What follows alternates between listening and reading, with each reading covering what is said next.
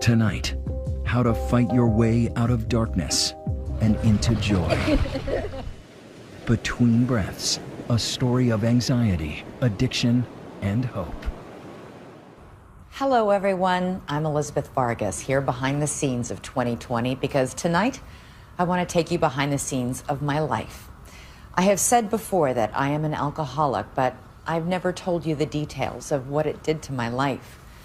So I'm telling my story tonight for one reason, hoping to reach some of the 30 million people battling alcoholism in America right now. Even though I had support, resources, understanding bosses, I couldn't stop. And then I found a way out. So this is my chance to say to all of you, keep going, because you're worth the fight, and so are the people you love. I asked a friend down the hall here at ABC, Diane Sawyer, to be the voice guiding us through my story and to ask me the questions you might have too.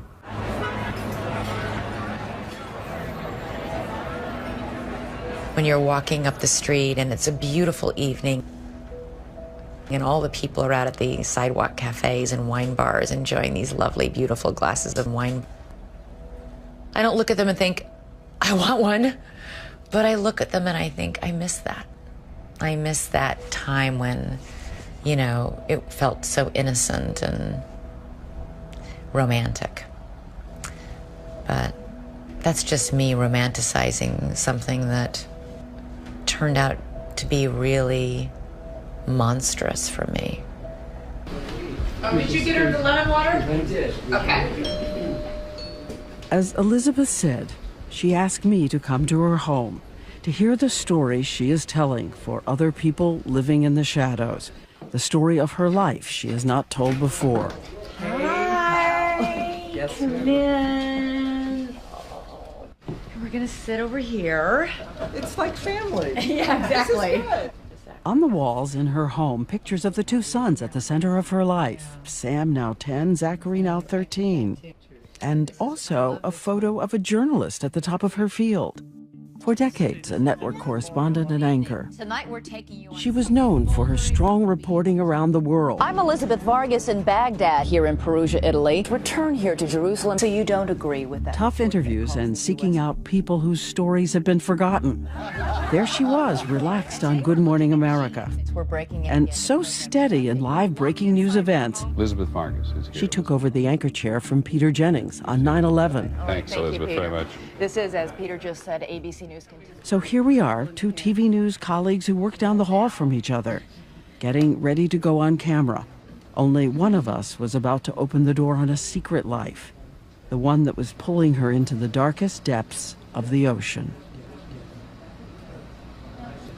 She says it's an act of grace that she is alive tonight. We're ready. Stand by for you. We're all quiet? Yep. Yes. You wrote, I finally found a place of grace. Yeah. Every moment of happiness is like, thank God, this is so amazing. And I took it all for granted then. Back when she was drinking so much, she could not find an exit. There are days when you wake up and you feel so horrible that the only thing that will make you feel better is more alcohol. And that's when you're in the death spin. You know, that's when people die. How close did you come to dying? I, on one occasion, had what I know to be a lethal level of alcohol in my blood system. And even that didn't scare me into stopping. Can you believe it? Even that. And she says she was just one of the millions of Americans locked in a battle with alcohol tonight, even though from the outside she seemed to be living a golden life. But I mean, people can look at you and say, you're so lucky, really. I am lucky. I am lucky. Look what you have, look what you do for a living, look how you look at your life. It's not like other people's problems. First of all, yes, I am. I am so lucky to have my two amazing children and to have this amazing job and to have resources for people to help and resources to be able to go to treatment. You're right, I am lucky. All I can tell you is when you're in the cycle of this disease, though, that it doesn't matter how much you have or how little you have. It didn't matter. It leveled me. It knocked me flat on my butt. I lost sight of everything. Everything. And those children she loves more than anything on earth. Please don't take my sunshine away. Watched it in fear they would lose her. Are they the hardest of the hard part? Oh, hands down.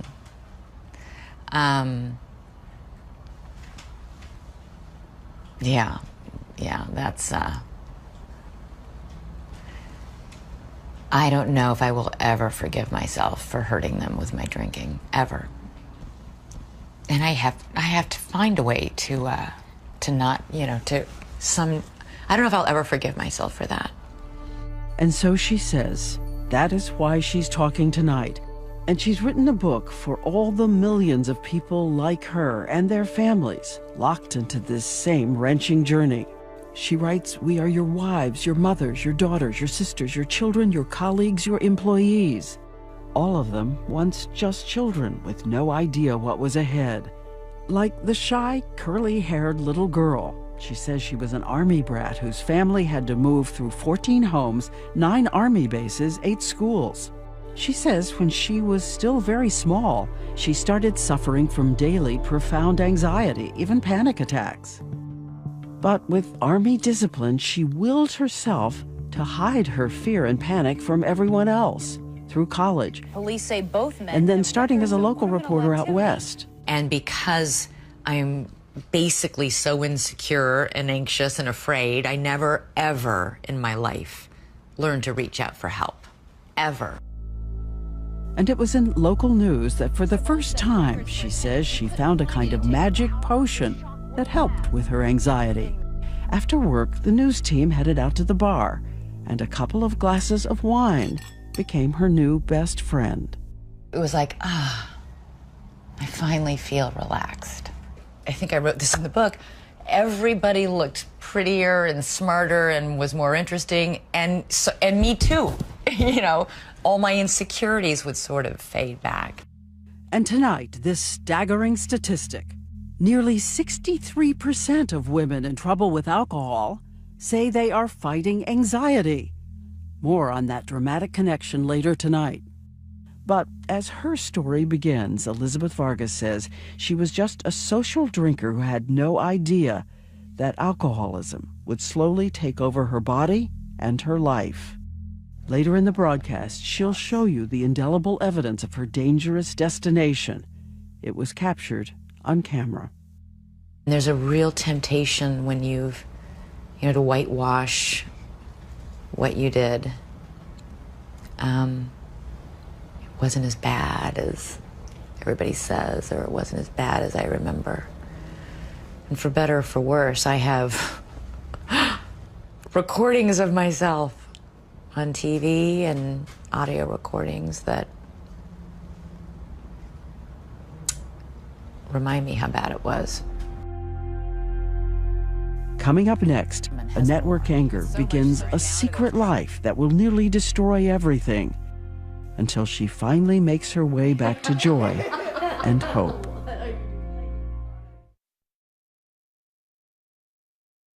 Good evening. We begin tonight with 2 rescue efforts. Watch Elizabeth Vargas anchor live TV news, and you'd have no idea that the woman who worked so hard to be perfect is suppressing so much anxiety, bordering on panic.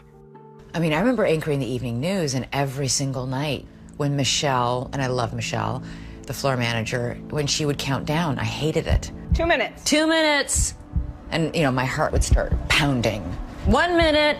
Now I'm like hyperventilating. 30 seconds. 30 seconds. And literally the studio, the edges of my vision would start to swim a little. And if you watch carefully at the beginning of every newscast, you will see me lean in and I gripped the desk with my right hand. Good evening from Los Angeles. And on my left hand, which I'm holding my pen, I'm taking my engagement ring and I'm digging the edge into my thumb. Why did you go in this business if it was going to torment you like that? I loved it.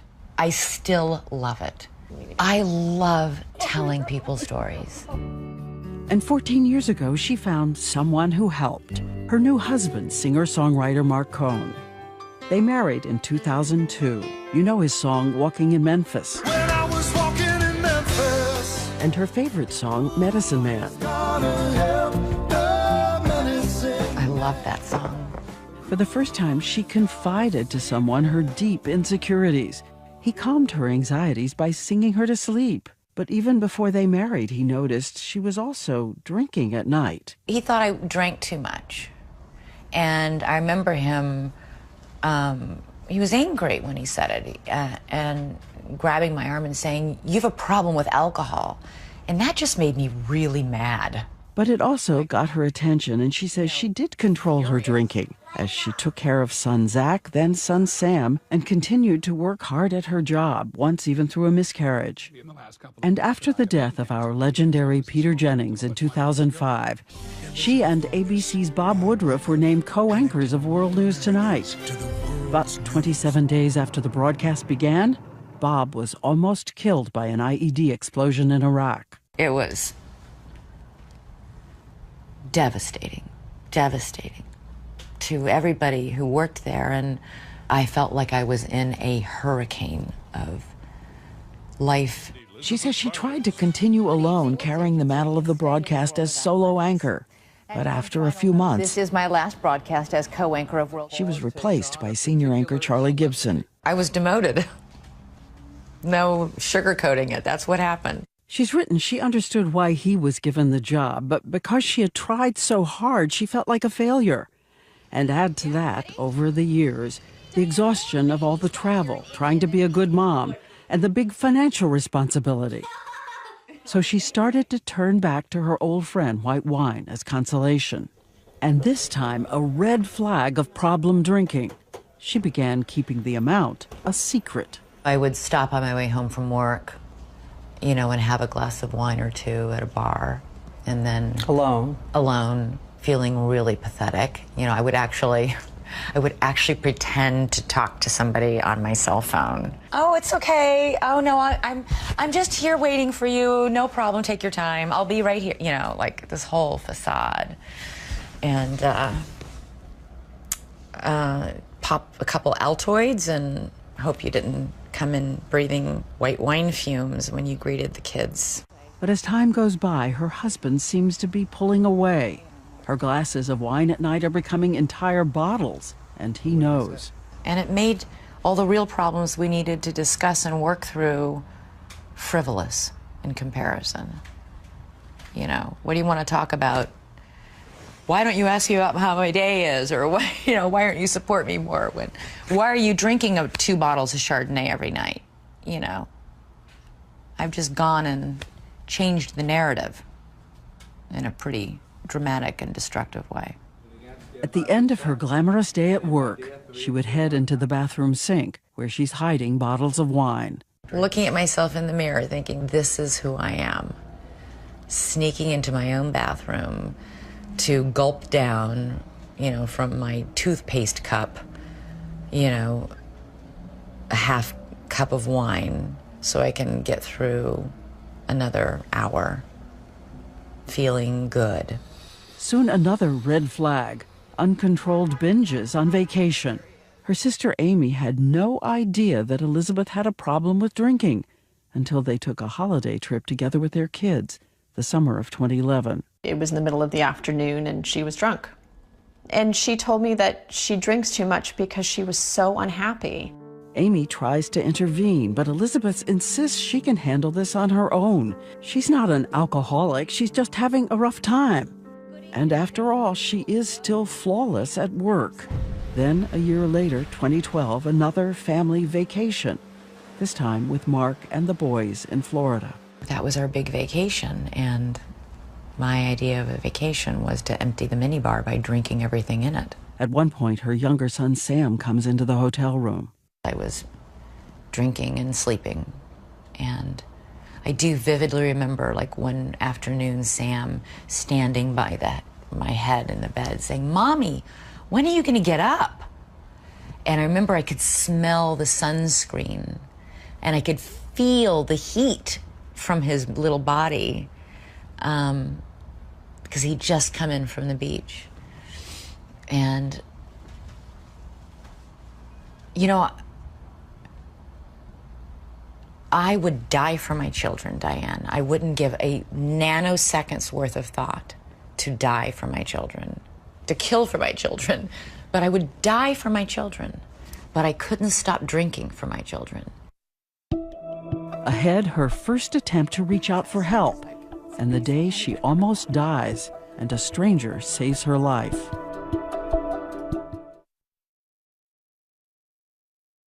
You passed out. If you were watching TV several years ago, you may have seen a journalist and a secret drinker doing a series of reports on alcoholism. I was struck by how many of these women said they kept their drinking a secret. Oh yeah, we're some sneaky bitches. I still remember my interview. "Oh, we alcoholics, we're sneaky bitches." You know, and I was like, oh my God.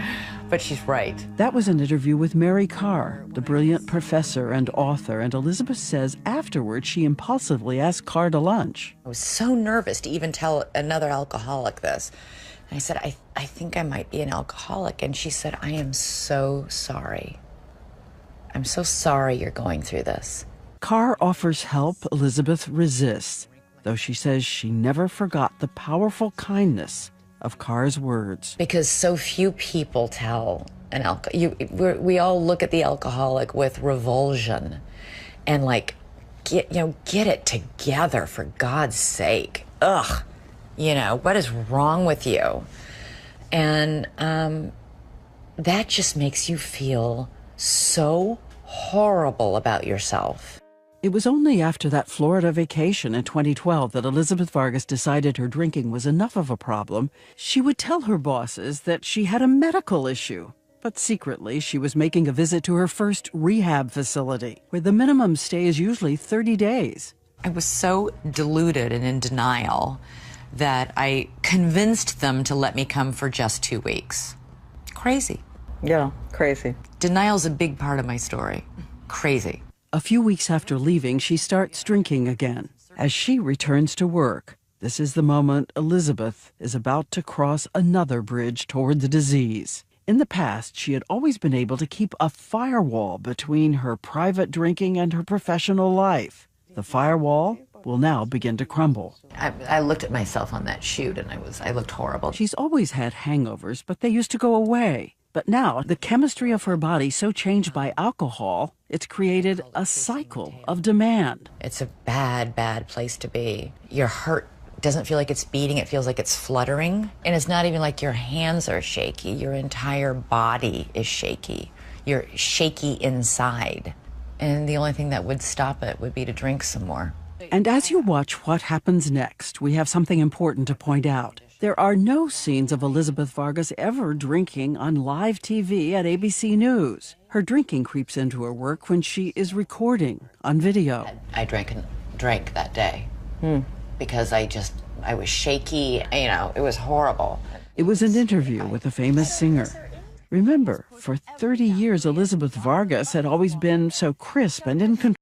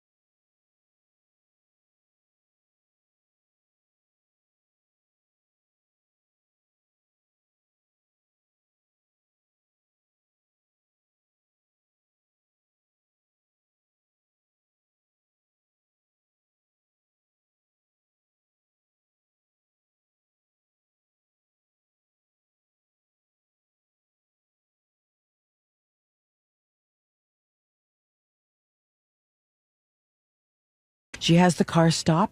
She buys wine. She drinks some of the bottle before she starts taping. She looks shaky, but conducts the interview. Then, after the cameras stop rolling, she says she slipped into a nearby room and secretly drank again.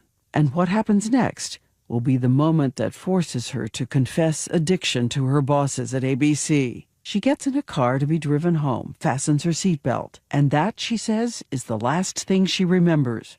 An award-winning network anchor is in a total blackout. What's the next thing? Waking up in the emergency room. I don't know where I went. I don't know what I did. I don't know what I drank.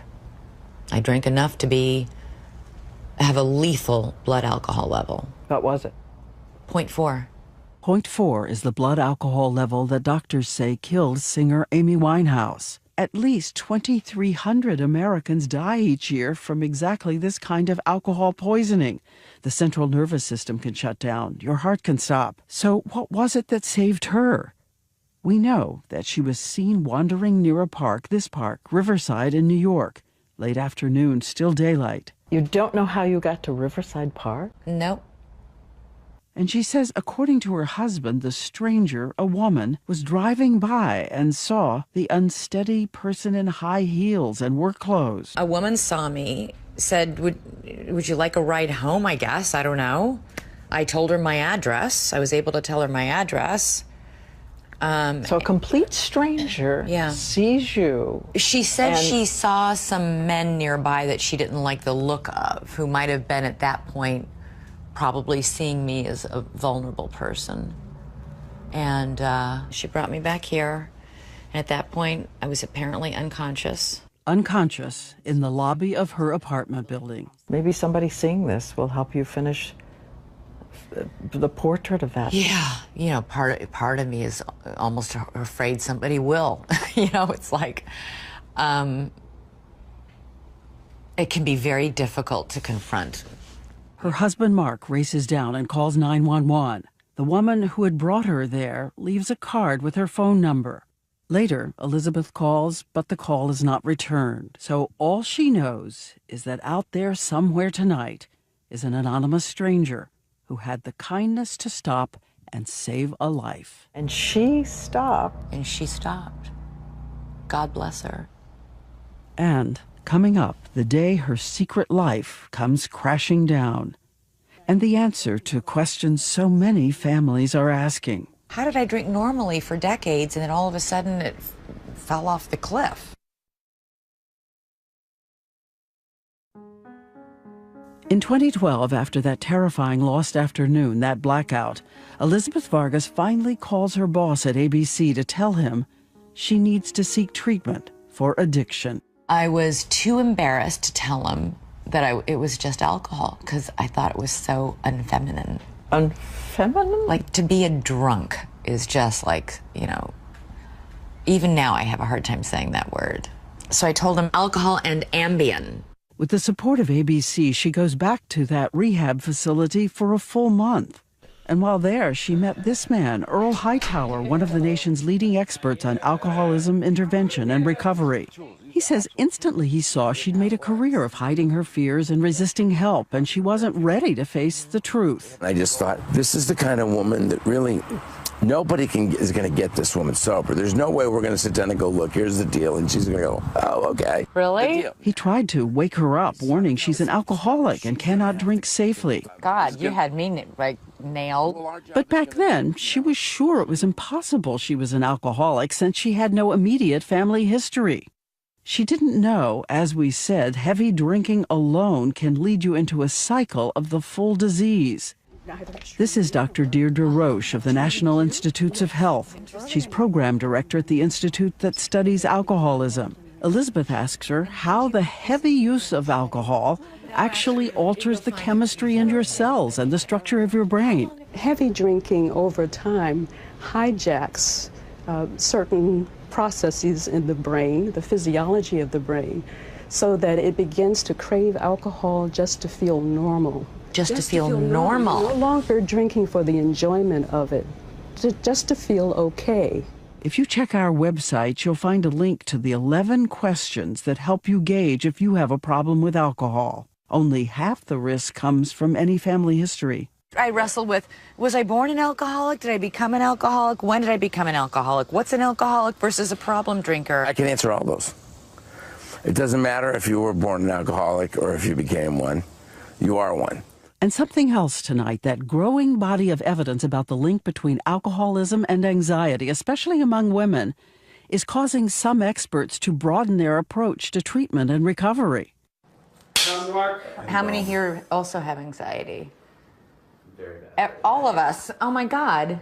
This is the Karen Treatment Center in Pennsylvania, and for 2 hours, a group of strangers find so much in common in their lives. Stigma around addiction. Isolation was a huge thing. Hiding, lying, sneaking. The cycle. On average, an addict will relapse 3 to 4 times before they get sober, and alcoholics who have anxiety are at twice the risk of relapse. What's in there's coming out, and if you don't work on it and get on it and get straight with it, it's going to come out sideways. It's going to come out in a relapse. Which is what happened back in 2012 after Elizabeth's first full month of rehab. It only took me like 6 months, 7 months later before I was back to looking at myself in that bathroom mirror wondering, how did I get here? You just want to shake her and say, why are you doing this to yourself? Elizabeth heads off to rehab again, then afterwards a few days home before she has to return. And this time it's her brother Chris who flies in from his home in California to take her. I walked into her apartment and she was completely out of it. It had been 7:30 in the morning, a couple empty wine bottles beside her bed. And I remember wanting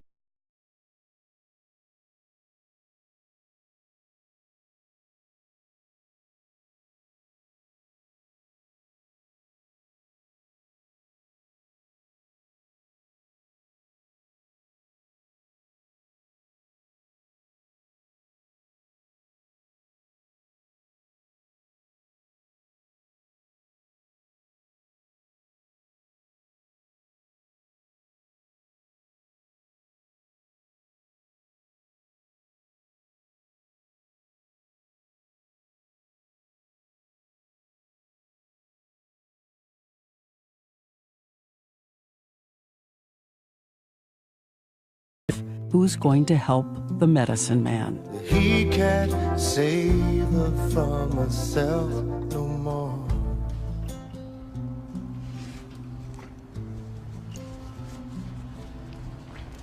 I think that must have been how he felt.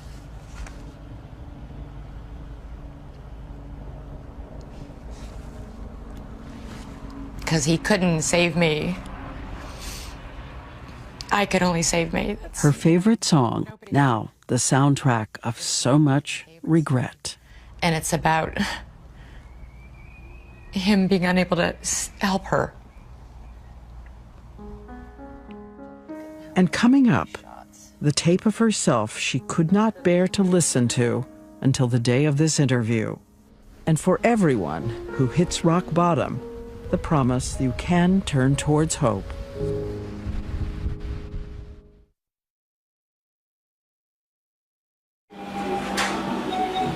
This is a home movie Dad is taking of Mom and the children, back when the children were young.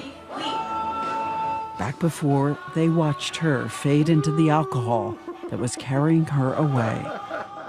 Did you ever endanger them? No. Are you sure? I don't think so, no. I never drove under the influence. Never? No. I don't own a car here. But let me just say something. No. Because I didn't physically endanger my children doesn't mean I didn't devastate them or put them in danger emotionally or psychologically. Like that last time in 2014. She's back to work. Her husband, Mark, is now filing for divorce. So she decides to take a vacation, renting a house on the beach in California and taking someone with her to help with the children full time. It all seems so glamorous and privileged, unless you know the unraveling inside. It's her youngest son's birthday. You were going to make a coconut cake, Sam's favorite. I had that whole vacation planned, and it was his birthday, and I bought him an little iPad mini and wrapped it all up in shiny gold paper, and I don't think I gave anywhere near the thought I needed to give to how hard that would be for me alone. And I drank. I drank again. And I ruined it. Starting with wine, she says, and then the only thing left in the house, a bottle of tequila. Then she gets word that the office needs to record her voice for a report to air the next day. So early the next morning, an ABC crew arrives at her rented vacation house to tape her. It's 8 a.m. I'm drunk. I remember that day sitting there and I could read the words and I couldn't make my mouth work to say the words. The tape was unusable. Again, it was made more than 2 years ago. I listened to it for the first time today. And? It's really hard. The woman we all thought of as never stumbling, even on live TV, And we're interrupting regular programming to bring you some breaking news can be heard on audio tape slurring. While Howard struggled with the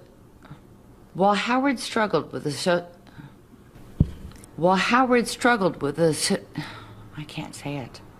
She's unable to master simple words. Tourette syndrome.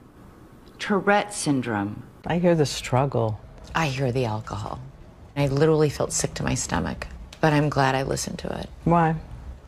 Because I never want to be there again. She was drinking so much her children, her boys, were terrified with worry that she might die and pleaded with her to stop.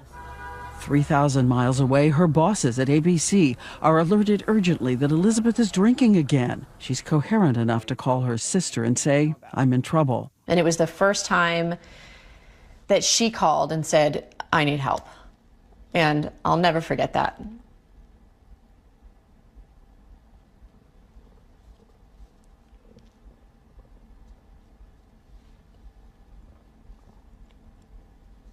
It's still really hard to talk about. Because I think I instantly knew, like, this is bad. Her sister, her brother, a friend all book the next flight to be with her. Elizabeth also manages to call a producer at ABC who knows a recovering alcoholic who lives near her rented house, an actor and director who races over. He comforts her children as she goes into detox. He hands her a rosary and arranges a kind of sobriety coach to ride with her back to New York to face what she's done. I thought it was all over. I thought she was going to lose the boys, and I thought she was going to lose her job. We all did. And even through the fog of alcohol, Elizabeth says, she finally grasped all the ways she had shattered her life. The anguish of her children pleading with her to stop drinking, the marriage she lost, the chance to do the work she loved in peril.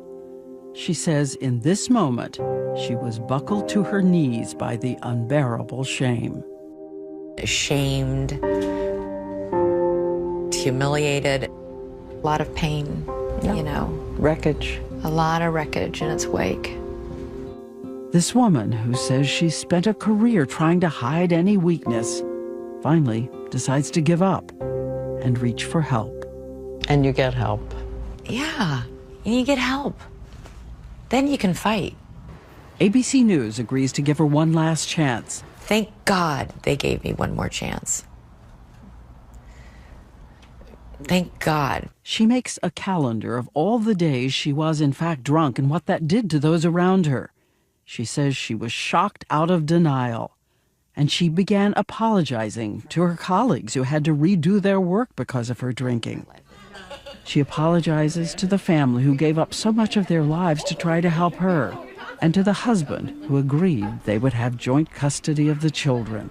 And most of all, with the children, she apologizes in wrenching detail.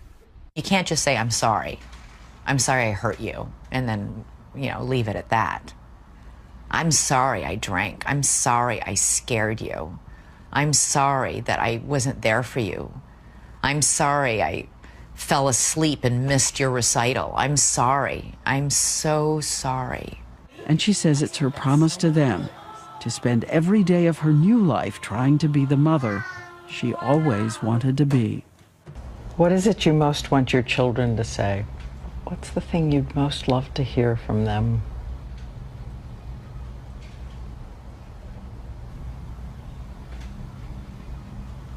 That my mom fought for us and fought for herself.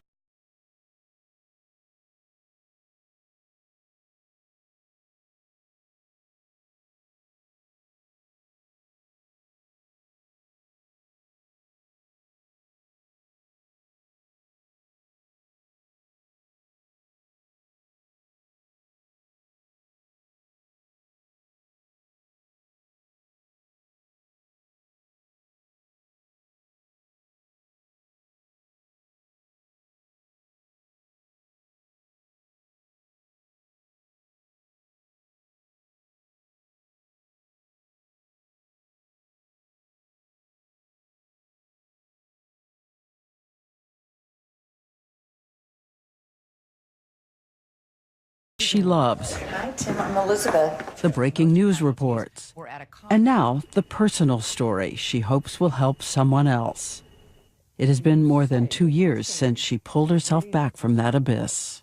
You say, people are going to say, this book is too soon.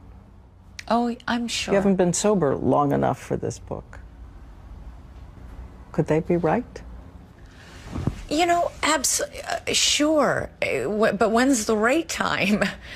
There's no guarantee that I can stay sober for 2 years, 5 years, 10 years, 15 years. The truth of the matter is every single alcoholic only has today. None of us knows what will happen tomorrow. We all do everything we can today that tomorrow we won't pick up a drink, but we really only have today. Now she attends meetings, support groups, and has learned if she's ever out someplace she feels tempted to drink, she has to leave.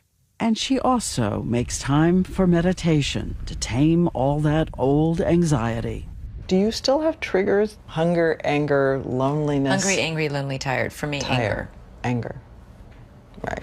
And is there something specific you know to do? Pick up the phone and call somebody. And by the way, I've also learned something new in doing this story. Unless an alcoholic in recovery volunteers the exact number of sober days, don't ask. Their accountability is not to us, it's to themselves and those they love.